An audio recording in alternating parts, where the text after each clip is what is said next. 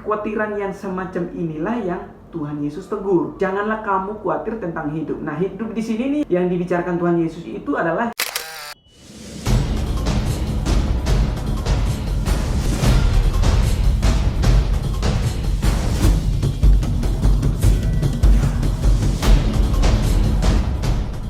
salam semuanya. Banyak orang yang khawatir di saat gejolak ekonomi mulai terasa di semua negara di seluruh dunia. Akhirnya banyak orang yang begitu panik, takut, dan segala macam menghadapi keadaan seperti ini. Kenapa saya membawa renungan tentang kekhawatiran? Karena saya melihat banyak kita yang goncang tentang hal-hal yang terjadi di masa depan gitu. Banyak khawatir tentang banyak hal lah, dan banyak orang yang mumet hari ini.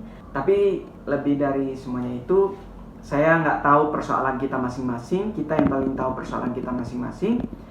Tapi hari ini firman Tuhan mengingatkan kita tentang kekhawatiran. Kalau kita baca di dalam ayat yang ke-25, 31, dan 34, itu diulang 3 kali tuh. Janganlah kamu khawatir gitu. Artinya persoalan kekhawatiran ini bukan hal yang mudah gitu, tapi persoalan yang menyangkut banyak hal. Sehingga Tuhan Yesus sampai mengulang ini, menekankan ini sampai 3 kali. Ini diulang, janganlah kamu khawatir, janganlah kamu khawatir. Jika ada hal-hal yang diulang di dalam Alkitab itu sampai beberapa kali, itu artinya hal ini sangat penting. Artinya sangat-sangat penting dalam kehidupan manusia. Itu merupakan hal yang pokok yang ditekankan. Nah, kekhawatiran di sini yang dibicarakan di sini adalah gini. Kekhawatiran yang membuat kita tuh gelisah, yang membuat kita tuh akhirnya membuat pikiran kita itu kacau. Akhirnya kita tidak fokus dengan hal-hal yang harusnya kita kerjakan, tapi kita malah memikirkan masalah-masalah yang kita alami, dan itu membuat kita tuh memandang itu sebagai sesuatu yang sangat mengerikan. Kekhawatiran yang semacam inilah yang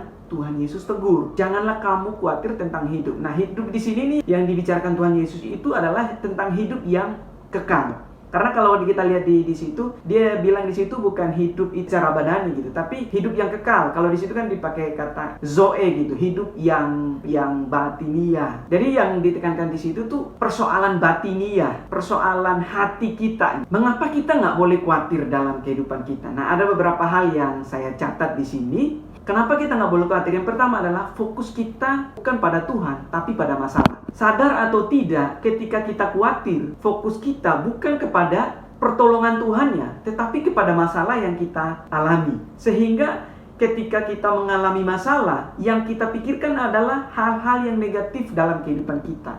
Yang kita pikirkan adalah masalah itu sesuatu yang mengerikan, yang membuat kita tuh seolah-olah habis nih gue nih gitu. Akhirnya lama-lama kita bukan lagi memandang kepada pertolongan Tuhan, kepada solusi untuk memecahkan masalah yang kita alami, tapi kepada hal-hal yang negatif yang ada dalam kehidupan kita. Hal semacam ini akhirnya apa? Membuat prioritas kita akhirnya bergeser, memikirkan hal-hal yang tidak lebih penting dari yang Tuhan Yesus tekankan, yaitu tentang kehidupan yang kekal, tentang kerohanian kita. Sebenarnya masalah itu tidak menambah besar, tapi karena kekhawatiran kita memandang masalah itu, akhirnya membuat masalah itu seolah-olah besar dan mengerikan. Nah, ini yang nggak boleh terjadi dalam kehidupan kita, sehingga sukacita mulai hilang, damai sejahtera mulai hilang, kekhawatiran mulai melanda, dan akhirnya membuat kita gelisah, membuat kita tidak lagi bisa mengerjakan hal-hal yang harusnya menjadi fokus utama dalam kehidupan kita. Saya berharap apapun yang terjadi dalam kehidupan kita, kita tetap memikirkan dan kita tetap memprioritaskan bahwa Tuhan di atas segalanya dalam kehidupan kita. Kita mulai memikirkan bahwa pertolongan Tuhan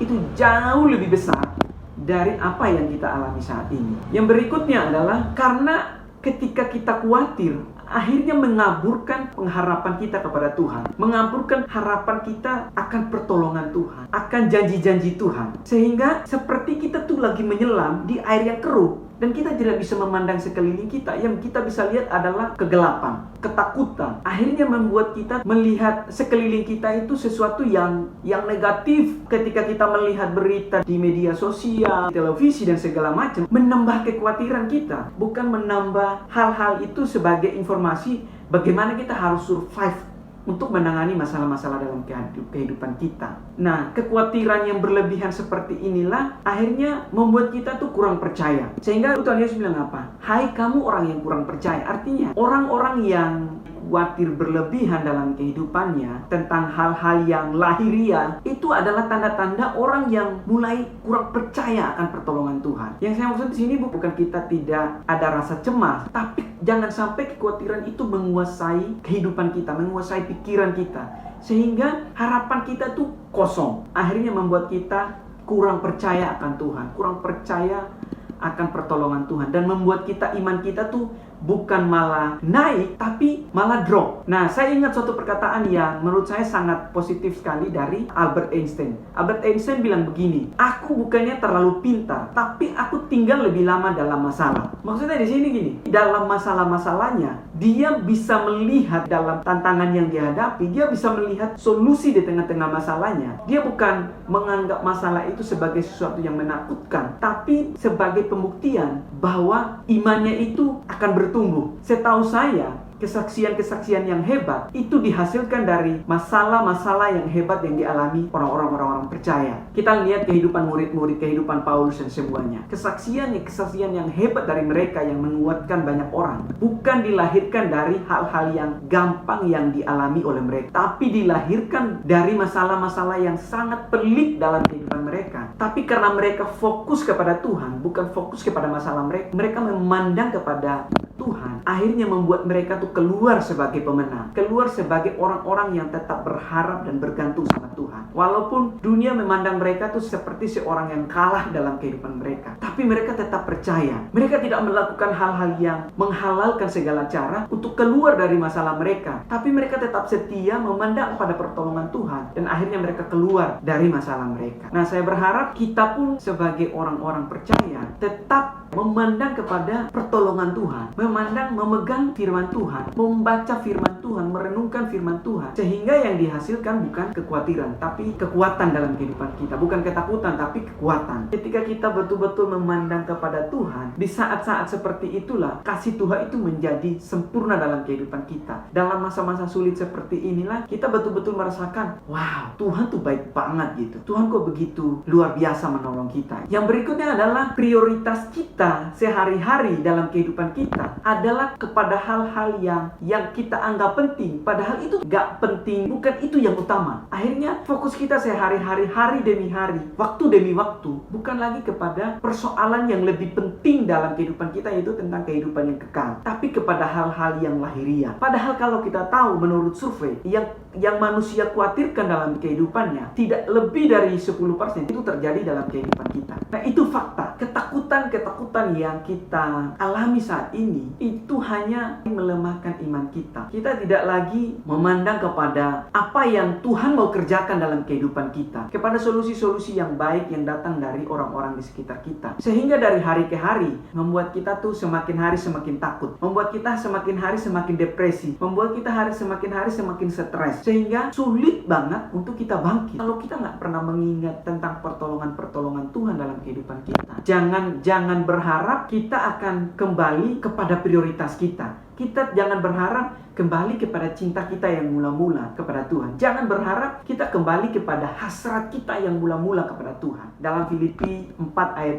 12 dan 13 bilang begini, aku tahu apa itu kekurangan dan aku tahu apa itu kelimpahan. Dalam segala hal dan segala perkara tidak ada sesuatu pun yang rahasia bagiku, baik dalam hal kenyang maupun dalam hal kelaparan, baik dalam hal kelimpahan maupun dalam hal kekurangan. Segala perkara dapat kutanggung di dalam Dia yang berikan kekuatan kepadaku. Kita pun diberikan kekuatan yang sama gitu. Kita pun diberikan penghibur yang sama seperti Paulus. Sehingga kalau kita mulai kembali kepada cinta kita yang mula-mula kepada Tuhan, kembali kepada prioritas kita yang mula-mula, saya percaya bukan kekhawatiran yang kita hasilkan, tapi iman yang bertumbuh, yang terus mengarah kepada Kristus, yang terus mengarah kepada hal-hal yang di atas. Kalau kita sadar persoalan apapun yang kita alami, mau besar, kecil, mau sebesar besar apapun, mulai kita sadar bahwa semuanya itu tidak pernah lebih besar dari kuasa dan pertolongan Tuhan. Mari kita tetap mengambil sikap bahwa apapun yang terjadi dalam kehidupan kita, kita tetap percaya bahwa Tuhan pasti menolong. Tuhan tetap menolong kita. Tuhan tetap ada bersama-sama dengan kita. Kalau hati kita ini memang kecil gitu, tapi seluruh isi dunia ini tidak akan pernah memuaskan kita. Kalau kita tidak pernah mensyukuri apa yang kita terima dari Tuhan, kita tidak akan pernah puas apapun yang mengisi hati kita. Kalau kita tidak kembali fokus utama kita kepada Tuhan, fokus